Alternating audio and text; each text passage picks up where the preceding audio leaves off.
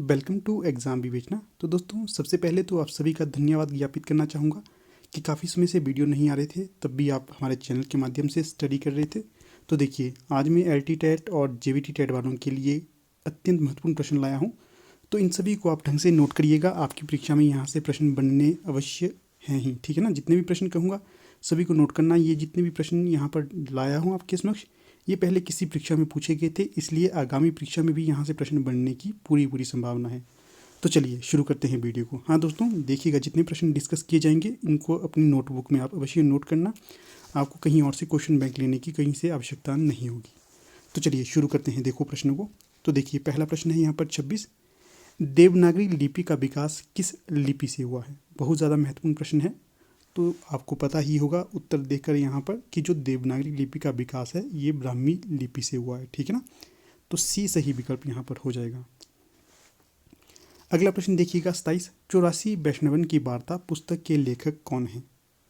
तो जो पुस्तक के रचयिता हो जाएंगे ये हो जाएंगे गोकुलदास। देखिएगा, अगर आपको पता होगा गोकुलदास कौन है, तो जो विठलनाथ है, विठलनाथ के पुत्र माने जाते हैं गोकुलदास। और जो विठलनाथ हैं ये थे बल्वाचार्य जी के पुत्र। और जो विठलनाथ है इनके द्वारा अष्टछाप की स्थापना की गई थी, ठीक है ना। इसका भी ध्यान रखना है। और जो अष्टछाप है इसमें कितने कवियों को संकलित किया गया है, कितने कवि यहाँ पर माने जाते हैं, तो इसमें 8 कवि माने जाते हैं। और देखिए, जो नंददास है ये इसी के अंतर्गत आते हैं, ठीक है ना। जो आपका अष्टछाप है, सूरदास भी उसके अंतर्गत आते हैं।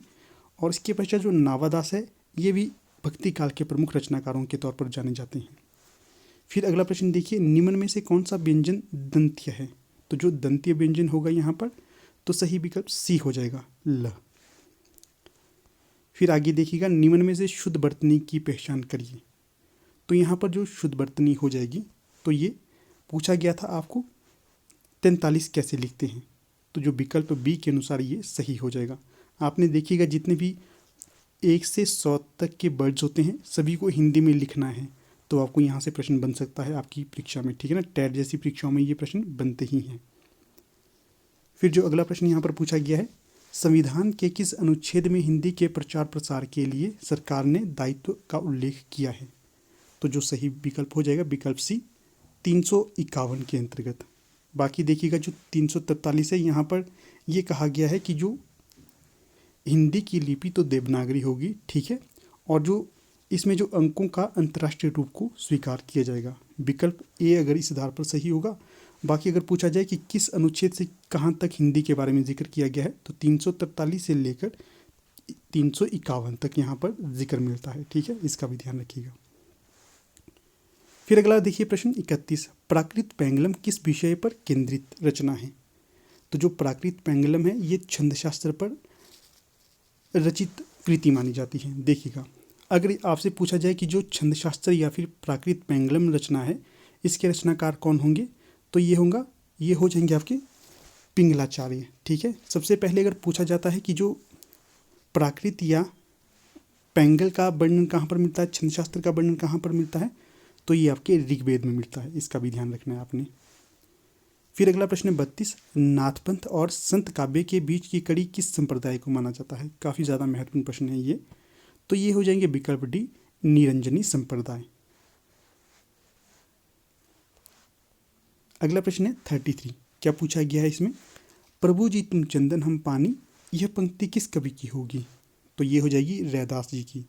विकल्प सी यहाँ पर सही हो जाएगा।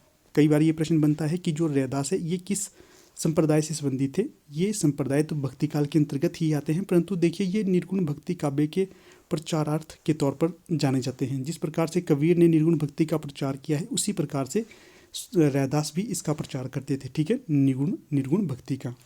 फिर जो सूरदास होगी ये कृष्ण भक्ति काव्यधारा से संबंधित थे, और कुंभन दास यह भी इसी के अंतर्गत हैं। देखिएगा, यहाँ से एक और प्रश्न बन सकता है कि जो कुंभन दास हैं ये अष्टछाप के अंतर्गत कौन से नंबर के कवि माने जाते हैं। तो जो अगर प्रश्न बनता है तो ये पहले नंबर के माने जाते हैं। अगर ये प्रश्न पूछा जाए कि आचार्य रामचंद्र शुक्ल के आधार पर अष्टछाप में वरिष्ठ या पहले कवि कौन माने जाते हैं, तो ये सूरदास माने हैं आचार्य रामचंद्र शुक्ल ने। इसका भी ध्यान रखना है। अगला प्रश्न है 34, अविदा उत्तम काव्य है मध्य लक्षणालीन, यह पंक्ति किस कवि की होगी। तो जो ये पंक्ति हो जाएगी देव की हो जाएगी, ठीक है ना। सी यहाँ पर सही विकल्प हो जाएगा। फिर जो बिहारी हो गए यहाँ पर, तो बिहारी भी काफ़ी ज़्यादा महत्वपूर्ण कवि माने जाते हैं आपके रीतिकाल के। इन्होंने देखिए बिहारी सतसई लिखी है, तो ठीक है ना। जो जगन्नाथ दास रत्नाकर है, इन्होंने बिहारी सतसई में कितने दोहे माने हैं? 713। कई कई जगह ये भी माना जाता है कि जो बिहारी सतसई में 719 दोहे हैं, ठीक है ना। अगर सर्वमान्य की बात की जाए तो 719 ठीक हो जाएगा। अगर कवि विशेष अर्थात जगन्नाथ दास रत्नाकर की बात की जाए तो इन्होंने 713 दोहे यहाँ पर माने हैं। फिर देखिएगा, अगर माना जाए कि जो बिहारी सतसई है, इसकी सबसे प्रामाणिक टीका किसे माना जाता है, सबसे शुद्ध टीका किसे माना जाता है, तो ये जगन्नाथ दास रत्नाकर की टीका को ही माना जाता है, ठीक है। तो इन तथ्यों को भी ध्यान रखना आपने। अगर पूछा जाए बिहारी जो रीतिकाल के अंतर्गत, देखिएगा ये प्रश्न आपके लिए छोड़ता हूँ कि जो रीतिकाल के अंतर्गत कितने संप्रदाय थे, ठीक है ना, कितने भागों में रीतिकाल विभाजित था, तो सभी के नाम आप बताइएगा। जो बिहारी हैं ये रीति सिद्ध के अंतर्गत माने जाते हैं, ठीक है, ये भी आपको बता देता हूँ। अगला प्रश्न यहाँ पर पूछा गया है 35, चंद छंद वर्णन की महिमा के रचयिता कौन है? जो चंद छंद वर्णन की महिमा है, इसके रचनाकार हो जाएंगे कवि गंग। देखिएगा ये प्रश्न बनता है आपसे कि जो कवि गंग है किसके दरबार में रहते थे, तो ये अकबर के दरबार में रहते थे। देखिएगा दोस्तों, अगर आप LT-TET की तैयारी कर रहे हो या फिर हिंदी साहित्य से संबंधित कोई और तैयारी कर रहे हैं, उसके लिए आपको व्हाट्सएप ग्रुप बना दिया गया है, लिंक आपको डिस्क्रिप्शन बॉक्स में दे दिया गया है। अगर आप जुड़ना चाहते हो तो जुड़ सकते हो, वहाँ से आपकी तैयारी करवाई जाएगी, ठीक है ना। फिर आगे देखिए, प्रश्न पूछा गया है प्रवासी के गीत नामक काव्य संकलन किसका है, तो ये हो जाएगा विकल्प डी, नरेंद्र शर्मा का। फिर देखिए यहाँ पर आता है हरिवंश राय बच्चन, काफ़ी ज़्यादा महत्वपूर्ण है ये हरिवंश राय बच्चन। पूछा जाता है कि जो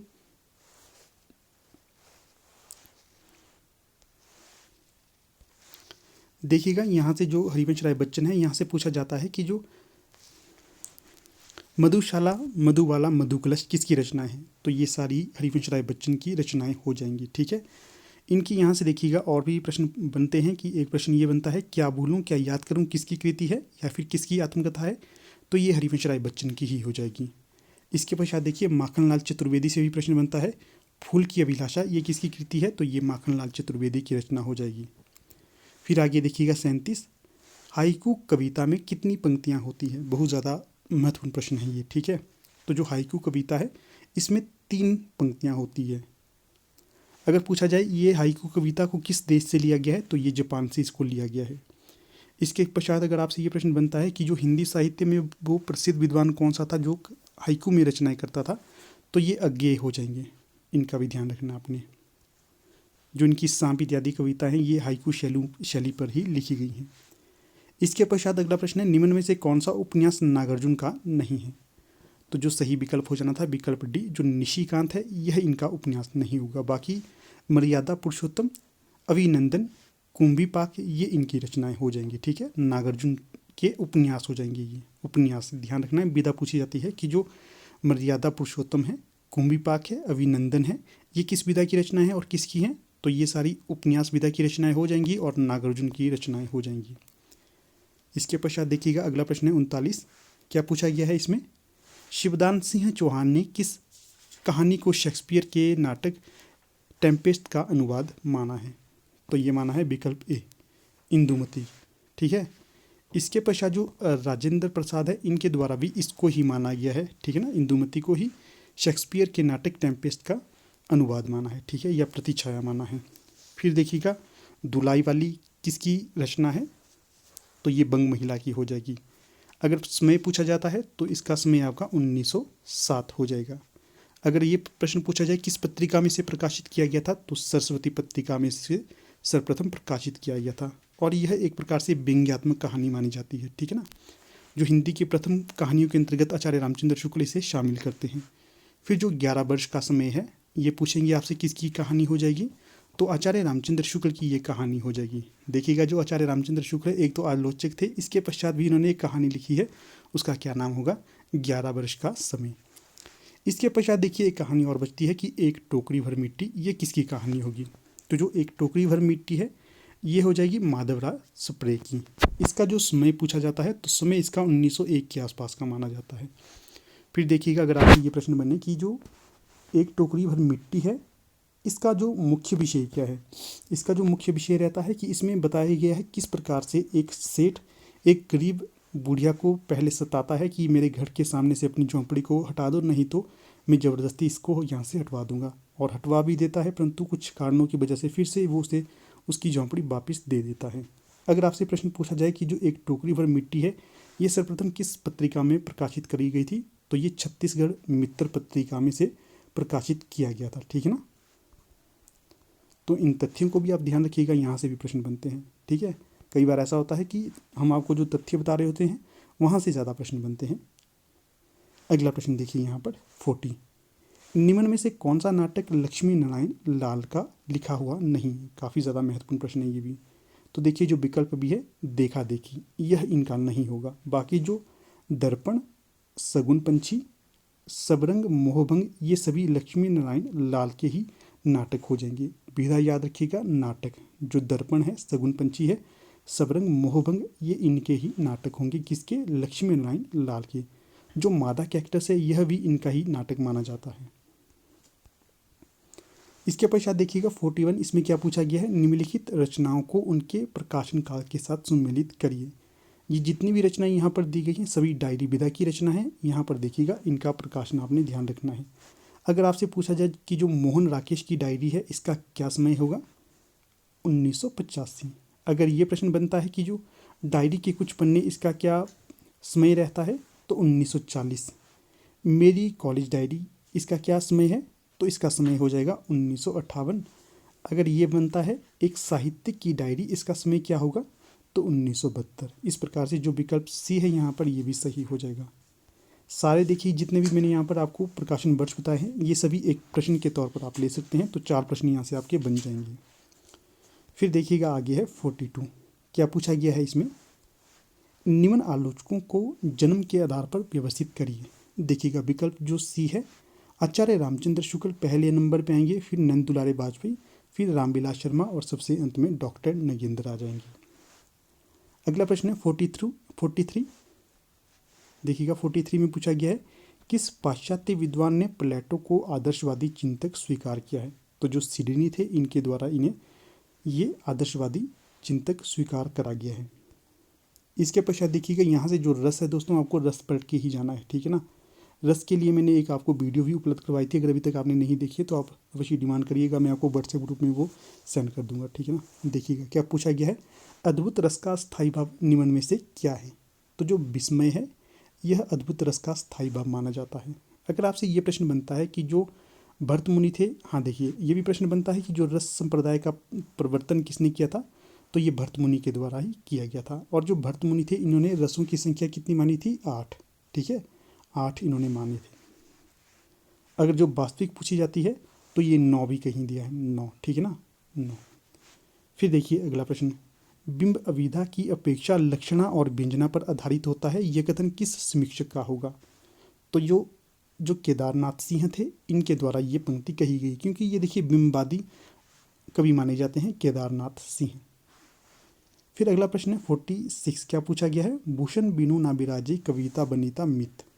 तो जो अलंकार के संबंध में ये कथन कहा गया है किसके द्वारा, केशव के द्वारा। विकल्प डी यहाँ पर सही हो जाएगा। अगर आप लोग चाहते हैं कि आपको अलंकार पर भी वीडियो चाहिए तो बता दीजिएगा, मैं आपको वीडियो बनाकर दे दूंगा। अगला प्रश्न क्या है 47, निम्न में से किस कवि को भाषा का डिक्टेटर कहा जाता है। तो जो कबीरदास जी हैं हमारे, इन्हें भाषा का डिक्टेटर भी कहा जाता है। ठीक है, विकल्प ए यहाँ पर सही हो जाएगा। अगर देखिए कई बार ये प्रश्न पूछा जाता है कि जो तुलसीदास है ये किसके प्रिय कवि रहे हैं, तो ये रहे हैं आपके रामचंद्र शुक्ल के प्रिय कवि। अगर ये प्रश्न पूछा जाता है कि जो कबीरदास है ये किसके प्रिय कवि रहे हैं, तो ये रहे हैं आपके हजारी प्रसाद द्विवेदी के प्रिय कवि। ठीक है। और जो केशवदास है, देखिएगा आचार्य रामचंद्र शुक्ल तो केशवदास को रीतिकाल के अंतर्गत मानते ही नहीं हैं, तो ये मानते हैं किसके अंतर्गत, भक्ति काल के फुटकल कवियों के अंतर्गत। फिर अगला प्रश्न है यहाँ पर 48, साहित्य अकादमी पुरस्कृत कृति विषम मिथक सरित सागर के रचनाकार कौन होंगे। काफ़ी ज़्यादा महत्वपूर्ण रचना ये मानी जाती है, तो ये हो जाएंगे विकल्प बी, रमेश कुंतल मेघ। फिर अगला प्रश्न देखिएगा 49, इसमें क्या पूछा गया है, वर्ष 2022 में गीतांजलि श्रीकृत रेत समाधि को निम्न में से किस पुरस्कार से सम्मानित किया गया था। तो ये किया गया था विकल्प डी, बुकर पुरस्कार से सम्मानित। ठीक है, फिर अगला प्रश्न देखिएगा और अंतिम प्रश्न भी है, निम्न में से कौन सी रचना जीवनी नहीं है, अर्थात जीवनी विधा की नहीं है।